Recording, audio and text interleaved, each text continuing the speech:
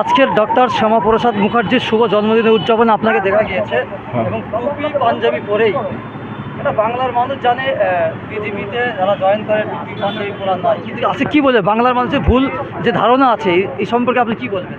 এটা जो बोलছে ভুল বলছে, जो बोलছে वो हिंदू मुस्लिम করছে।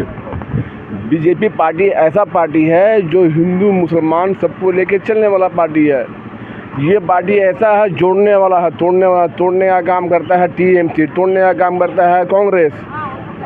ये पार्टी जोड़ने का काम करता है, भाईचारगी वाला पार्टी है, मोहब्बत वाला पार्टी है, सबको लेके चलने वाला पार्टी है।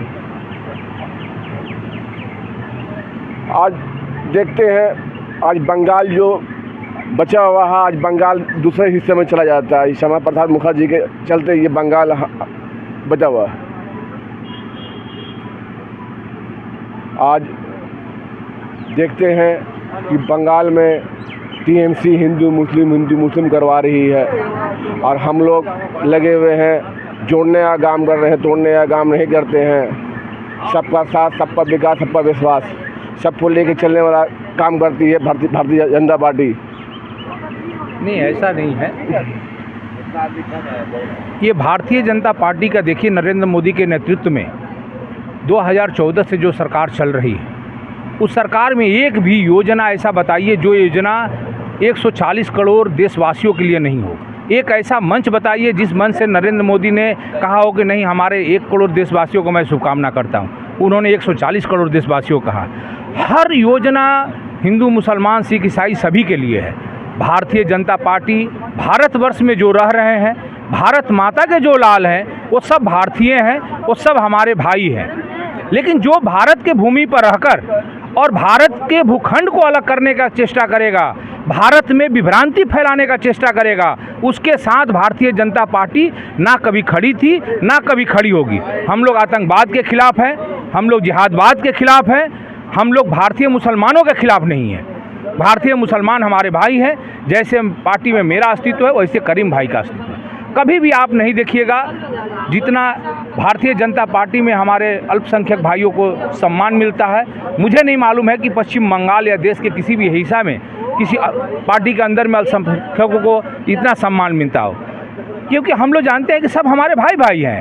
ये भारत अब विभाजन नहीं हो सकता है, ये हमारे बीच से जा नहीं सकते हैं। तो हम तो ये मान के चलते हैं ये हमारे भाई हैं और इनको सम्मान के साथ रखते हैं। लेकिन कुछ पार्टियों का ये धारणा है, उनको इससे फायदा होता है। हिंदू मुसलमान को एक नहीं करेंगे तो उनको हिंदू पूरा मुसलमान का वोट मिलता नहीं है।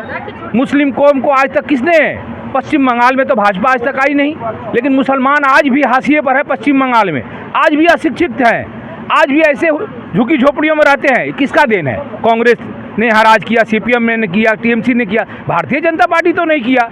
फिर क्यों यहाँ पर मुसलमानों की ये स्थिति है? भारतीय जनता पार्टी की सरकार नरेंद्र भाई मोदी के नेतृत्व में गुजरात में चली।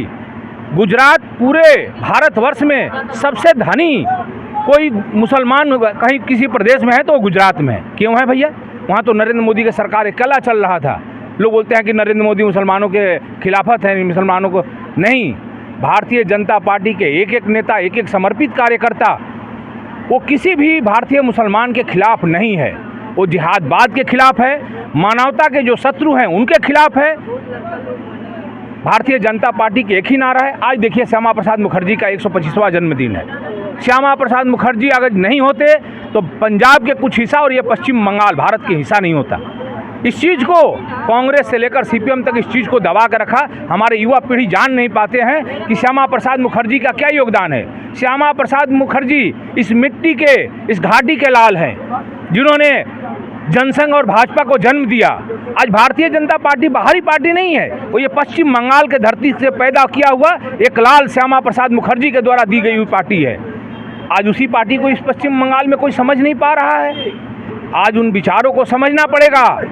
आज इस पश्चिम बंगाल में सभी भाइयों को, हिंदी मुस्लिम सभी भाइयों को एक होकर इस पश्चिम बंगाल से ये जिहादी सरकार को हटाना पड़ेगा।